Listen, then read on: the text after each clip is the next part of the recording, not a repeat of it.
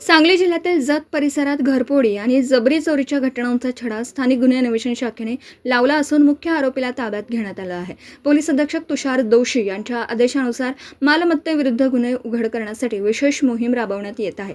त्यानुसार पोलीस निरीक्षक संजीव झाडे यांच्या मार्गदर्शनाखाली पोलीस उपनिरीक्षक महादेव पवार यांनी विशेष पथक तयार करून आरोपींचा शोध सुरू केला होता। 4 मे रोजी मिळालेल्या गोपनीय माहितीनुसार जत ते घाडगेवाडी रोड परिसरात एक संशयिताचा मोटारसायकलवर फिरत असल्याचं समोर आलं।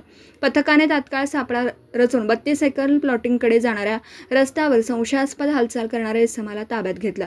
चौकशीत त्याने आपलं नाव विशाल गारवेल पवार, वय वर्ष 23, राहणार दुधाळ बस्ती, जत असं सांगितलं। अंग झडती दरम्यान त्यांच्याकडून 30,000 रुपयाची रोख रक्कम मिळून आली। त्याबाबत विचारणा केली असता सुरुवातीला तो उडवाउडवीची उत्तरं देत होता, मात्र विश्वासात घेऊन चौकशी केल्यानंतर त्याने गुन्ह्याची कबुली दिली।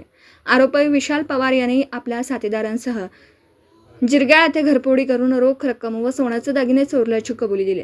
तसेच किलाळ येथे एका वृद्ध महिलेला चाकूचा धाक दाखवून तिचं मंगळसूत्र जबरदस्तीने हिसकावून घेतल्याचंही समोर आलं।